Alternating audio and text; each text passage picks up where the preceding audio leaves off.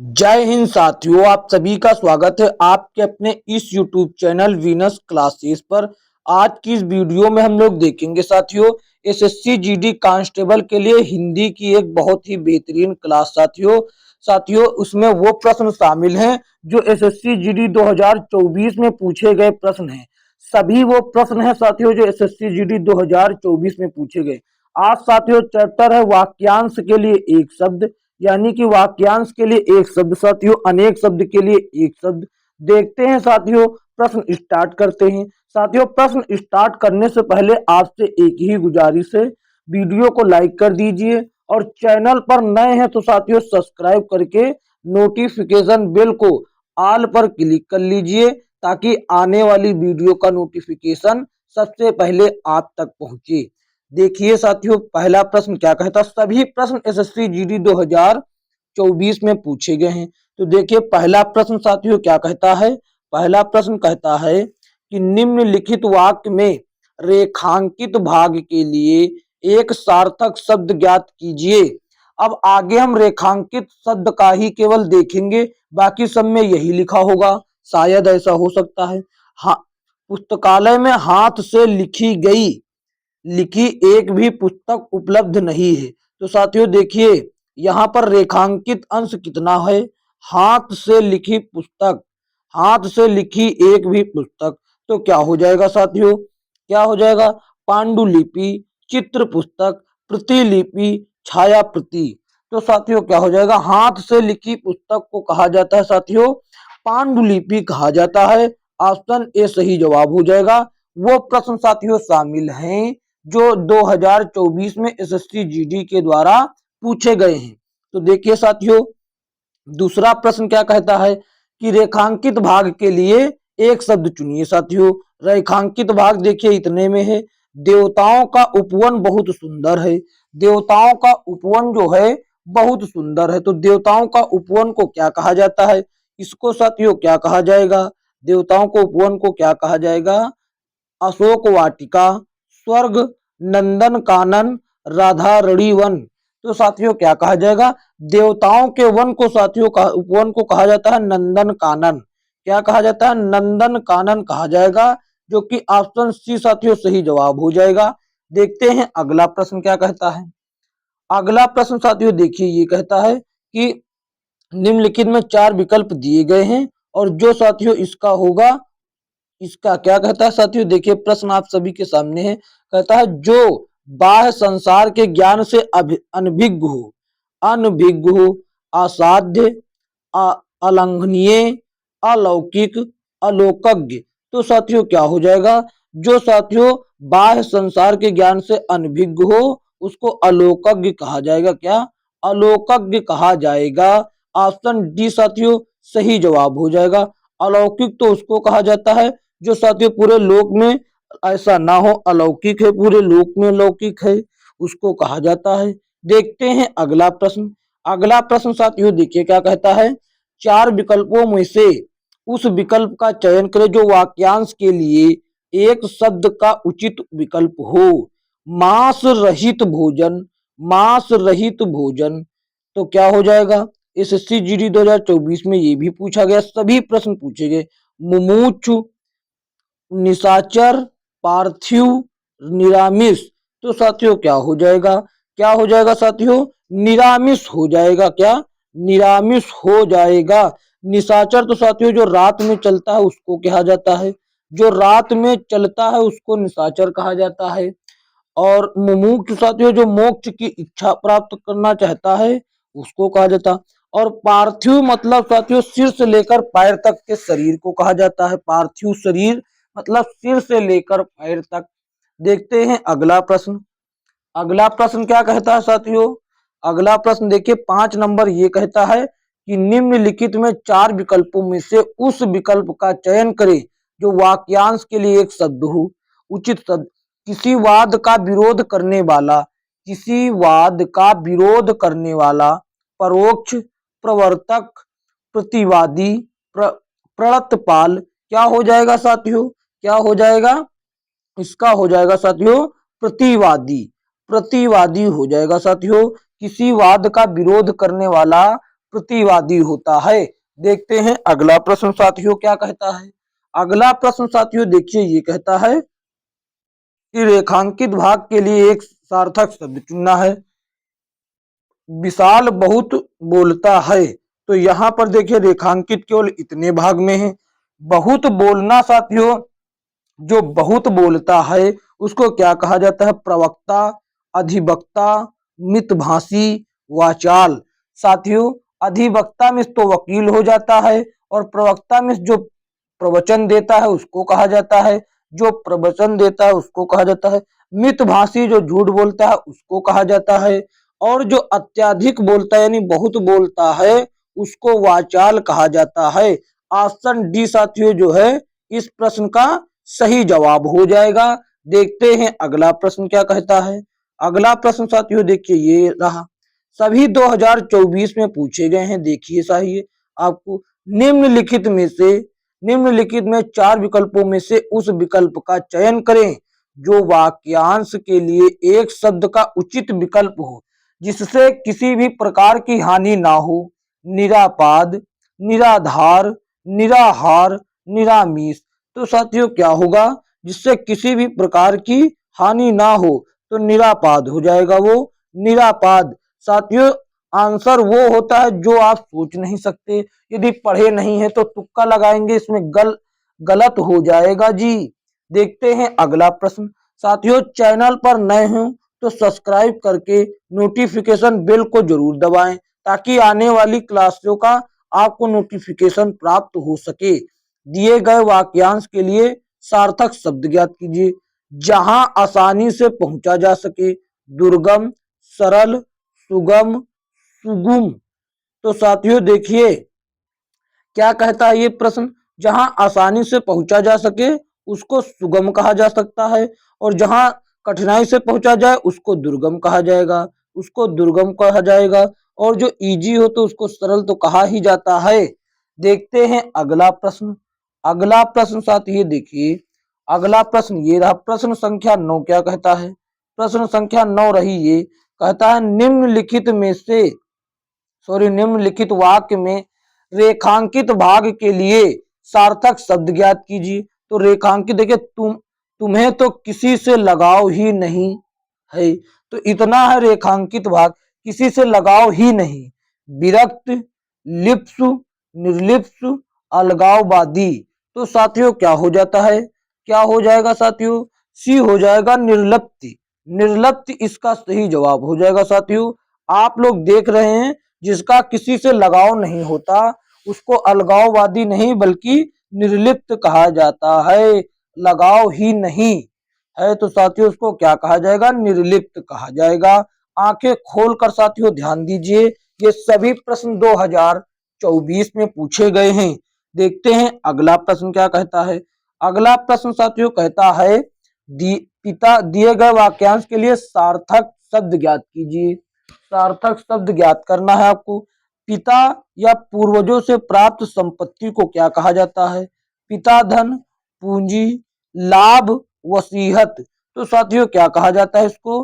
साथियों इसको वसीयत कहा जाता है। वसीयतनामा जैसे शब्द आप लोगों ने सुना होगा। पुश्तैनी जमीन भी इसको कह सकते हैं, पुश्तैनी, पुश्तैनी भी कह सकते हैं, इसको पुश्तैनी भी कह सकते हैं, वंशज भी कह सकते हैं, वंशज, वंशज भी कह सकते हैं। देखते हैं अगला प्रश्न क्या कहता है। अगला प्रश्न साथियों देखिए ये रहा।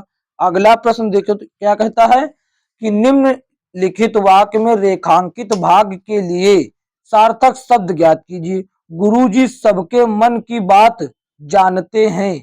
तो सबके मन की बात को जानने वालों को क्या कहा जाता है?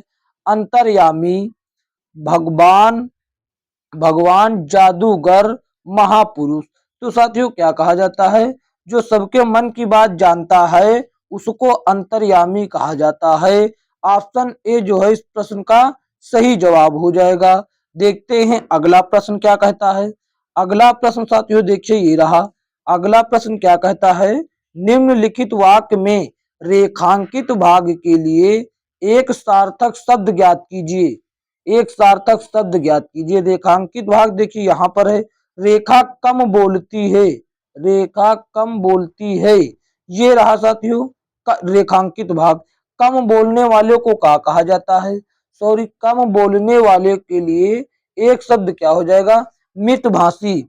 मित्रभाषी हो जाएगा साथियों, मितभाषी। साथियों एक गलती के लिए हम आपसे क्षमा चाहते हैं। अभी जिसमें ज्यादा बोलता है, बहुत बोलने वाले में हमने इसका आपको बता दिया था जो झूठ बोलता हो, जबकि इसका कम बोलने वाला होता है। आप लोग सुधार लीजिएगा। झूठ बोलने वाले के लिए होता है मिथ्याभाषी। मिथ्याभाषी हो सकता है। देखते हैं अगला प्रश्न क्या कहता है। अगला प्रश्न साथियों ये रहा। अगला प्रश्न कहता है कि निम्नलिखित प्रश्न में 4 विकल्पों में से उस विकल्प का चयन करें जो वाक्यांश के लिए एक शब्द का उचित विकल्प हो। दूसरों के दोष को खोजने वाला सभी 2024 में पूछे गए हैं। देखिए, हस्तक्षेप, छिद्रान्वेषी, त्रसादी, अनचूर। तो साथियों क्या हो जाएगा इसका सही जवाब? इसका सही जवाब हो जाएगा छिद्रान्वेषी। छिद्रान्वेषी इसका सही जवाब हो जाएगा। जो दूसरों के दोषों को खोजता है उसको छिद्रान्वेषी कहा जाता है। देखते हैं अगला प्रश्न। अगला प्रश्न साथियों देखिए क्या कहता है। दिए गए वाक्यांश के लिए सार्थक शब्द चुनना है। कहता है दो पहाड़ों के बीच का खाली स्थान को क्या कहा जाता है? जमीन, घाटी, ढलान, पर्वत श्रृंखला।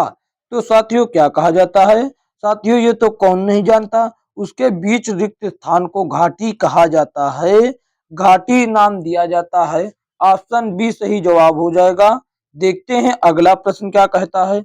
अगला प्रश्न देखिए ये कहता है कि चार निम्नलिखित प्रश्न में 4 विकल्पों में से उस विकल्प का चयन करें जो वाक्यांश के लिए एक शब्द का उचित विकल्प हो, जिसकी रक्षा ना की जाती हो। जिसकी रक्षा ना की जाती हो। आरक्षित, अलभ्य, आयचित, आरक्षित। तो साथियों क्या हो जाएगा? इसका सही जवाब हो जाएगा आरक्षित।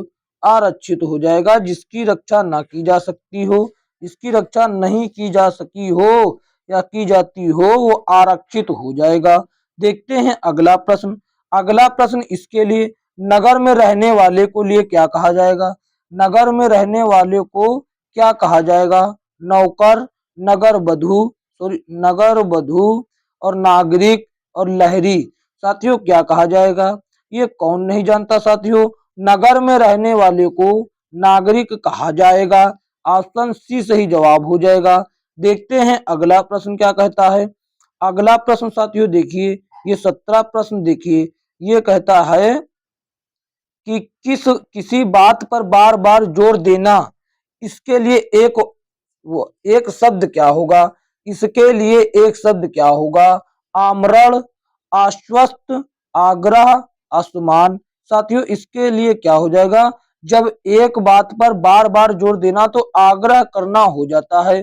जब कहता है कि आप बार बार ये आग्रह क्यों कर रहे हैं, मतलब कि इस बात पर आप बार बार ध्यान क्यों दे रहे हैं या जोर दे रहे हैं या इसके विषय में क्यों बात कर रहे हैं, इसका अर्थ ये हो जाता है आग्रह करना। ऑप्शन सी सही जवाब हो जाएगा।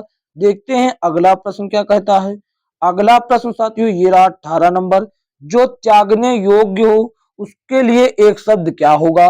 जो त्यागने योग्य हो उसके लिए एक शब्द क्या होगा? दत्तक, टकसाल, त्याज्य और दुस्तर। साथियों टकसाल किसको कहा जाता है? सिक्के ढालने के जगह को कहा जाता है। जहां पर सिक्के ढाले जाते हैं इसको टकसाल कहा जाता है। और त्याज्य साथियों जो त्यागने योग्य हो उसको साथियों त्याज्य कहा जाता है। क्या? त्याज्य कहा जाएगा। ऑप्शन सी सही जवाब हो जाएगा साथियों। देखते हैं अगला प्रश्न क्या कहता है। अगला प्रश्न साथियों ये कहता है, देखिए क्या कहता है मित्रों। अगला प्रश्न ये रहा कि द्रुपद की पुत्री को क्या कहा जाता है? द्रौपदी, द्रुपद, द्रौपदी, निशाचरी। तो साथियों द्रुपद की पुत्री को क्या कहा जाता है? ये कौन नहीं जानता, इसको तो सभी लोग जानते हैं। द्रौपदी कहा जाता है। जो महाभारत वाली द्रौपदी है उसके पिता का नाम द्रुपद ही था। उसकी पुत्री को द्रौपदी कहा जाता है या उसका नाम ही ये है। देखते हैं अगला प्रश्न। अगला प्रश्न साथियों देखिए, जिसे व्याकरण का ज्ञान हो, इसके लिए एक शब्द क्या होगा? जिसे व्याकरण का ज्ञान हो, भाष्य, लेखक, वैयाकरण, अध्यापक। तो साथियों इसका सही जवाब क्या हो जाएगा?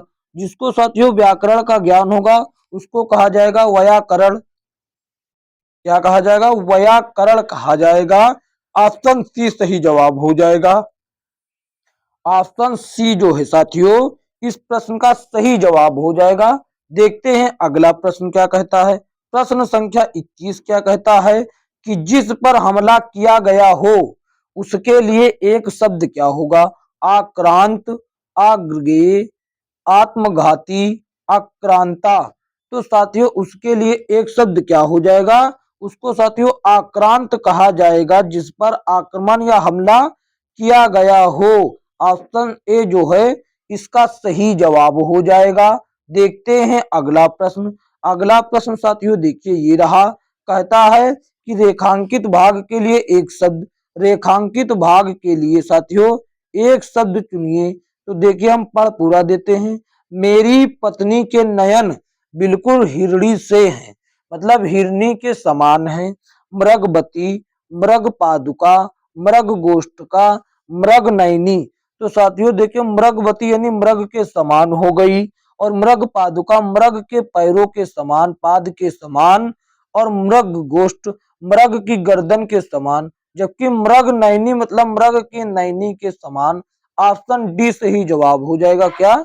ऑप्शन डी साथियों जो है इसका सही जवाब हो जाएगा। देखते हैं अगला प्रश्न।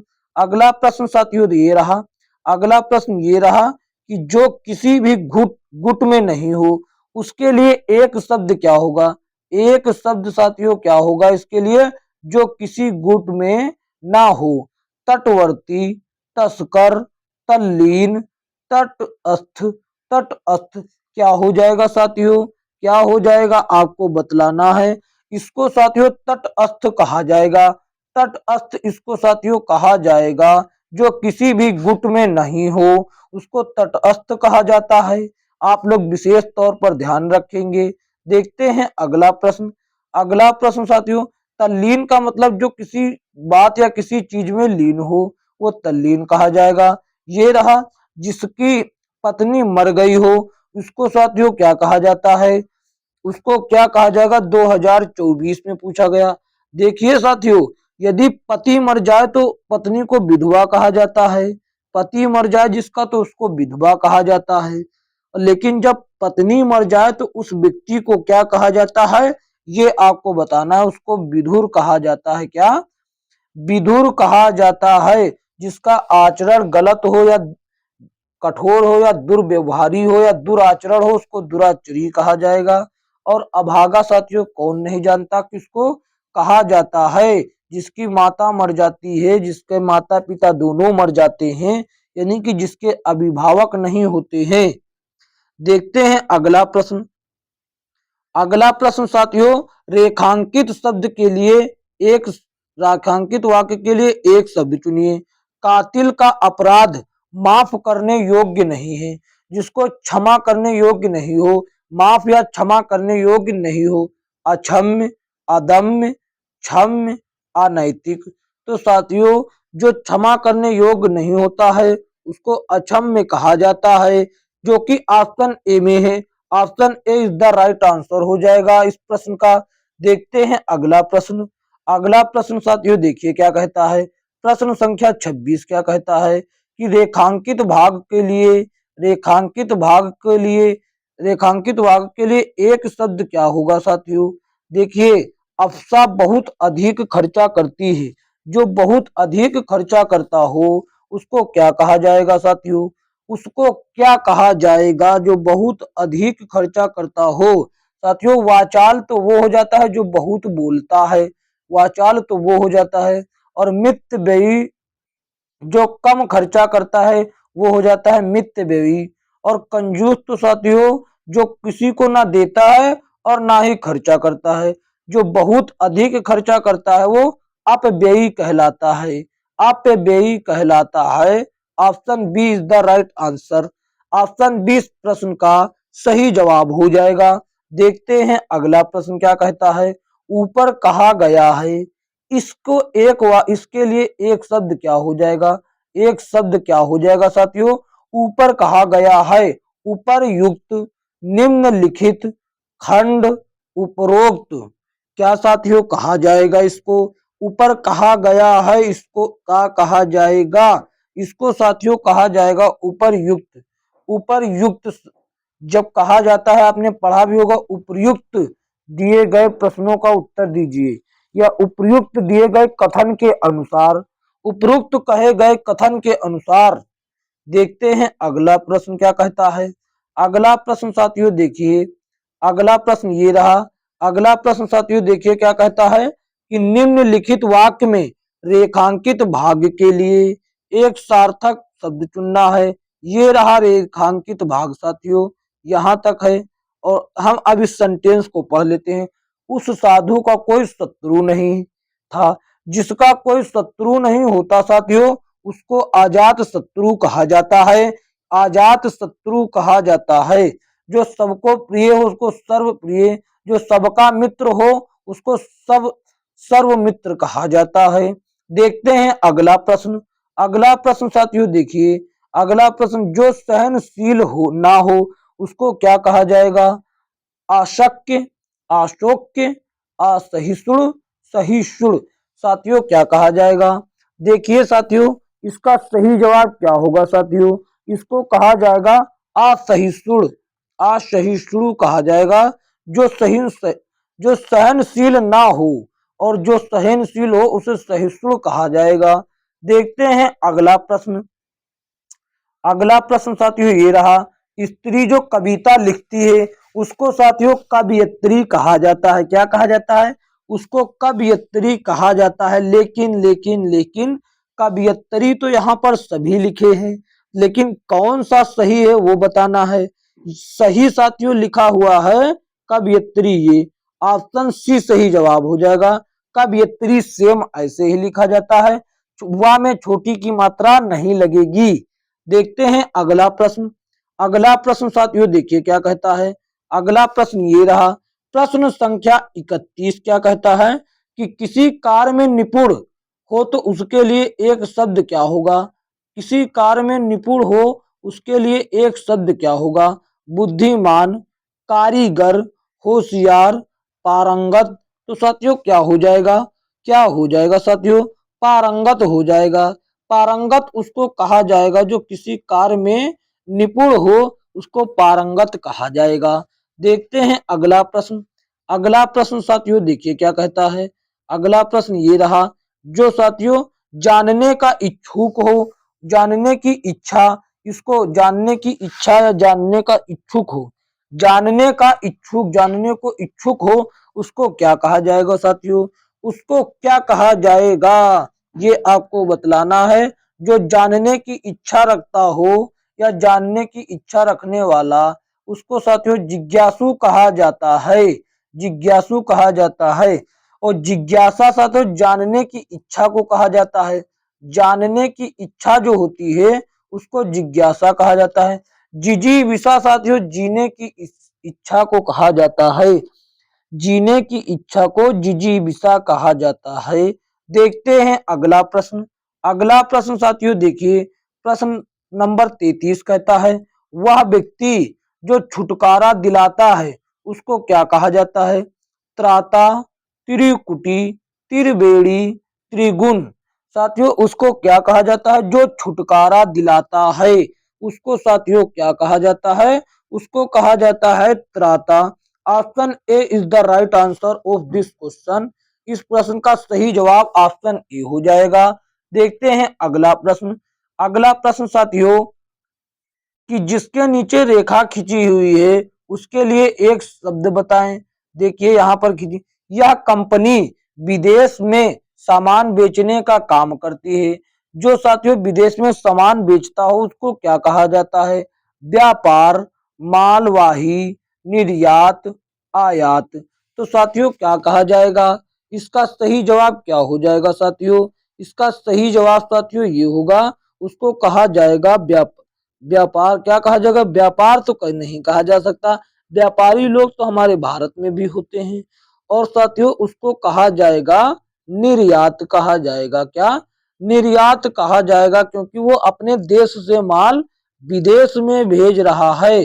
तो विदेश में जो भेज रहा है उसको साथियों निर्यात कहा जाता है। जबकि आने वाले विदेश से जो माल आता है उसको आयात कहा जाता है, उसको आयात कहा जाता है। देखते हैं अगला प्रश्न। इसका सही जवाब साथियों जो होगा वो ऑप्शन सी होगा, निर्यात होगा इसका सही जवाब। देखते हैं अगला प्रश्न। प्रश्न संख्या 35 क्या कहता है कि साथियों रेखा खींची गई शब्द वाक्य के नीचे वाक्य के लिए एक शब्द चुनना है। हमारे देश ने दाल विदेश से खरीदी है। हमारे देश ने दाल विदेश से खरीदी, विदेश से आया है तो साथियों इसके लिए क्या हो जाएगा, विदेश से आया है तो आयात हो जाएगा। यदि देश से यहां से विदेश जाता तो वो निर्यात हो जाता, लेकिन हमारे देश ने खुद विदेश से लाया है तो इसीलिए ये आयात हो जाएगा। देखते हैं अगला प्रश्न। अगला प्रश्न साथियों ये रहा कि रेखांकित वाक्य के लिए साथियों रेखांकित वाक्य के लिए एक शब्द। उसने दूर से फेंक कर ही हथियार चलाया, दूर से फेंक कर ही हथियार चलाया। इसके लिए एक शब्द क्या हो जाएगा, इसके लिए एक शब्द साथियों क्या हो जाएगा, तलवार, चाकू, शस्त्र, अस्त्र। साथियों देखिए अस्त्र उनको कहा जाता है जो साथियों फेंक कर हाथ से चलाए जाते, जैसे भाला, ये सभी हो जाते हैं ना। उसने दूर से ही फेंक कर हथियार चलाया, तो ऑप्शन डी सही जवाब हो जाएगा। अस्त्र शस्त्र अस्त्र साथियों हाथ से ही चलाया जाता है, और फेंक कर चलाया होगा तो वो साथियों तलवार नहीं होगी, चाकू नहीं होगी, वो भाला रहा होगा। देखते हैं अगला प्रश्न। अगला प्रश्न साथियों देखिए क्या कहता है।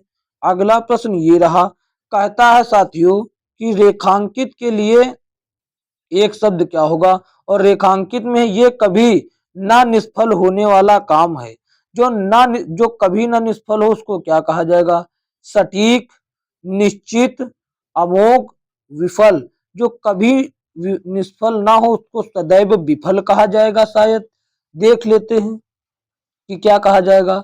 साथियों सटीक तो हो नहीं सकता, सटीक तो कदापि नहीं हो सकता साथियों, सटीक तो कभी नहीं हो सकता। और निश्चित तो उसको कहा जाता है जो कार्य करना ही निश्चित हो, और सटीक तो वो जो सही जानकारी हो। विफल तो सदैव सफल होने वाला होता है, और कोई गलती से भी सफल हो सकता है। अमोघ साथियों वो होता है जिसका कोई तोड़ नहीं होता है, जिसको निष्फल होने की साथियों संभावना ही नहीं, यानी कि वो हो नहीं सकता, 100% वो निष्फल नहीं जाएगा। यदि आप जो कार्य कर रहे हैं वो साथियों 100% कन्फर्म हो तो वो साथियों उसको कहा जाएगा कि ये अमोघ है, ये कभी साथियों निष्फल नहीं हो सकता, जिस पर आंख बंद कर कर भरोसा किया जा सके। जिस प्रकार साथियों ब्रह्मा अस्त्र, शिव जी का शिव जी का त्रिशूल और विष्णु जी का चक्र, ये प्राचीन काल में ये जो अस्त्र थे ये अमोघ थे, ये कभी निष्फल नहीं जाते थे। ठीक उसी तरीके से उसको अमोघ कहा जाएगा। देखते हैं अगला प्रश्न। अगला प्रश्न साथियों देखिए क्या कहता है कि रेखांकित के लिए एक शब्द बताना है आपको। रेखांकित के लिए एक शब्द पूरा पढ़िए। योगी महाराज ने मृत्यु को जीत लिया, तो मृत्यु को जीतने वाले को क्या कहा जाएगा, मृत्युंजय, शक्तिशाली, अजर, अविनाशी। तो साथियों जिसने मृत्यु को जीत लिया हो उसको क्या कहा जाएगा, यही आपको बतलाना है। मृत्युंजय कहलाएगा। क्या कहलाएगा, मृत्युंजय। जबकि अजर तो साथियों वो अमर होता है, उसको कहा जाता है। अविनाशी जो कभी नाश ना हो, और शक्तिशाली तो कौन नहीं जानता जो अत्यधिक शक्तिशाली हो। देखते हैं अगला प्रश्न। अगला प्रश्न साथियों देखिए, इसके लिए एक शब्द बताना है जिसकी आशा ना की गई हो। यदि किसी की आशा ना की जाए वो ऐसा हो जाए तो क्या होता है साथियों, जिसकी आशा ना की गई हो इसके लिए एक शब्द क्या होगा, अगोचर, अनिवार्चनीय, अनिवार्चनीय, अल्पज्ञ, अप्रत्याशित। तो साथियों जिसकी आशा ना की गई हो, यदि वही हो जाए, या फिर जिसकी आशा ना की गई हो, आपको इसके लिए एक शब्द बताना है, तो उसको अप्रत्याशित कहा जाएगा। क्या कहा जाएगा? अप्रत्याशित कहा जाएगा। ऑप्शन डी सही जवाब हो जाएगा। देखते हैं अगला प्रश्न। अगला प्रश्न, जो आदेश एक निश्चित अवधि तक लागू हो उसको क्या कहा जाएगा? इसके लिए एक शब्द बताना है। अधिसूचना, अध्यादेश, अनिकेत, अधिनियम। तो साथियों जो जो आदेश एक निश्चित अवधि तक लागू हो उसको क्या कहा जाएगा? उसको साथियों अध्यादेश कहा जाएगा। उसको अध्यादेश कहा जाएगा। देखते हैं अगला प्रश्न। अगला प्रश्न साथियों देखिए क्या कहता है। पत्थर को गाड़ने वाला औजार, पत्थर को गढ़ने वाला औजार को क्या कहा जाता है? छावनी, छेनी, चंपू, जंगम। तो साथियों क्या कहा जाता है? आपको यही तो बतलाना है। उसको क्या कहा जाता है? उसको साथियों छेनी कहा जाता है। और इसके साथ में हथौड़ी जरूर होगी। हथौड़ी जरूर होगी। छेनी हथौड़ी या छेनी हथौड़ा। देखते हैं अगला प्रश्न। अगला प्रश्न देखिए साथियों क्या होता है। अगला प्रश्न देखिए ये रहा साथियों। क्या कहता है? जो पहले कभी ना हुआ हो, जो पहले कभी ना हुआ हो उसके लिए एक शब्द चुनना है आपको। एक शब्द चुनना है। एक शब्द क्या होगा इसके लिए? देखते हैं अगला प्रश्न। अगला क्यों, इसका तो पहले हो साथियों। अधिसूचना, अपव्ययी, अभूतपूर्व, अद्वितीय। तो उसको साथियों क्या कहा जाएगा? जिसके जो पहले कभी ना हुआ हो उसको साथियों कहा जाएगा अभूतपूर्व कहा जाएगा। अभूतपूर्व। और जो जिसके समान साथियों दूसरा ना हो उसको अद्वितीय कहा जाएगा। जिसके समान कोई दूसरा ना हो उसको अद्वितीय कहा जाता है। और जो बहुत खर्चा करता हो उसको अपव्ययी कहा जाता है। अपव्ययी। देखते हैं अगला प्रश्न। अब देखते हैं अगला प्रश्न। साथियों अगला प्रश्न ये है कि साथियों रेखांकित वाक्य के लिए एक शब्द चुनना है। जैसे कि उसकी तुलना किसी से नहीं की जा सकती। जिसकी तुलना किसी से नहीं की जा सकती उसको अतुलनीय कहा जाता है। अतुलनीय कहा जाता है उसको, जिसकी तुलना किसी से ना की जा सकती हो। देखते हैं अगला प्रश्न। अगला प्रश्न साथियों देखिए क्या कहता है। निम्नलिखित में या फिर से वही रेखांकित वाक्य के लिए एक शब्द चुनना है। रजोगुण वाले व्यक्ति को झुकना आसान नहीं है। रजोगुण वाले व्यक्ति को का झुकाना आसान नहीं है। राजसिक, सात्विक, वाचिक, रसिक। तो साथियों रजोगुण वाले व्यक्ति को क्या कहा जाता है? रजोगुण वाले व्यक्ति को कहा जाता है राजसिक। राजसिक कहा जाता है। और उसको झुकाना इतना आसान नहीं है। देखते हैं अगला प्रश्न। अगला प्रश्न साथियों देखिए क्या कहता है। निम्नलिखित वाक्य के लिए फिर से वही रेखांकित वाक्य के लिए एक शब्द चुनना है। इतना प्रिय बोलने वाली वह स्त्री कौन है? जो प्रिय बोलती हो उसको क्या कहा जाएगा साथियों? जो प्रिय बोलती हो उसको कहा जाएगा प्रियवंदा। प्रियवनदा कहा जाएगा। द्रौपदी तो साथियों द्रुपद की पुत्री को कहा जाता है। पत्नी तो साथियों अपनी वाइफ को कहा जाता है। देखते हैं अगला प्रश्न। अगला प्रश्न साथियों देखिए प्रश्न नंबर 46 क्या कहता है। प्रश्न नंबर साथियों रेखांकित वाक्य के लिए एक शब्द। विज्ञान समस्त पृथ्वी से संबंध रखता है। तो साथियों क्या हो जाए? जो संबंध पृथ्वी से रखता हो। सर्वज्ञ, सार्वकालिक, सार्वभौमिक, सार्वदेशिक। तो इसका सही जवाब साथियों क्या हो जाएगा? इसका सही जवाब हो जाएगा सार्वभौमिक। जो सब कहीं से या संपूर्ण स्थान से या संपूर्ण पृथ्वी से संबंध रखता हो। सर्वज्ञ तो वो हो जाता है जो सब कुछ जानता है। ये जो सब कुछ जानता है। देखते हैं अगला प्रश्न। अगला प्रश्न साथियों देखिए क्या कहता है। अगला प्रश्न देखिए कहता है दिए गए वाक्यांश के लिए सार्थक शब्द ज्ञात कीजिए। सार्थक शब्द ज्ञात कीजिए। विरह से उत्पन्न अग्नि। विरह से उत्पन्न अग्नि को क्या कहा जाता है? जठराग्नि, दवाग्नि, विरहाग्नि, बड़वाग्नि। तो साथियों जो विरह से उत्पन्न हो उसको क्या कहा जाएगा, उसको क्या कहा जाएगा, यही तो प्रश्न है साथियों। उसको कहा जाएगा विरह आग्नि, उसको विरह आग्नि कहा जाएगा।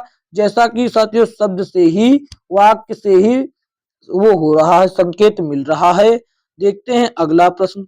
अगला प्रश्न ये रहा साथियों, इसके लिए एक शब्द चुनना है आपको। दूसरों के हित में अपने आप को संकट में डालना, दूसरों के हित में अपने आप को संकट में डालना। द्विज, आत्मोत्सना, आत्मोत्कर्ष, ये क्या लिखा, सॉरी, आत्मोत्सर्ग, अपराह, दीनादुनी, दिना दिनानुदीन, दिनानुदिन। साथियों बहुत ही वैसे एंटिक वर्ड है ना, आत्मोत्सर्ग, अपराह, दिनानुदिन। क्या कहा जाएगा साथियों, क्या कहा जाएगा, यही तो हम आपसे पूछ रहे हैं कि क्या कहा जाएगा। साथियों दूसरों के हित के लिए अपने आप को संकट में डालने के लिए एक शब्द, ये बहुत कठिन है साथियों, बहुत कठिन एसएससी जीडी के माध्यम से पूछे गए 2024 में। अब उससे अधिक कठिन अब पूछा जाएगा 2025 में। तो साथियों जो दूसरों के हित के लिए अपने आप को संकट में डाल लेता हो उसको कहा जाता है आत्मोत्सर्ग, आत्मोत्सर्ग कहा जाएगा। देखते हैं अगला प्रश्न क्या कहता है। अगला प्रश्न देखिए 49 ये है। 49 साथियों, 49 नंबर प्रश्न का जो सिस्टम है वो थोड़ा सा हैंग हो गया है। वो देखिए प्रश्न हमने इसके बाद लिया ही नहीं, लेना भूल गए, तो कोई दिक्कत वाली बात नहीं है। जो प्रश्न 49 नंबर प्रश्न है उसको हम आपको कहो बता दें।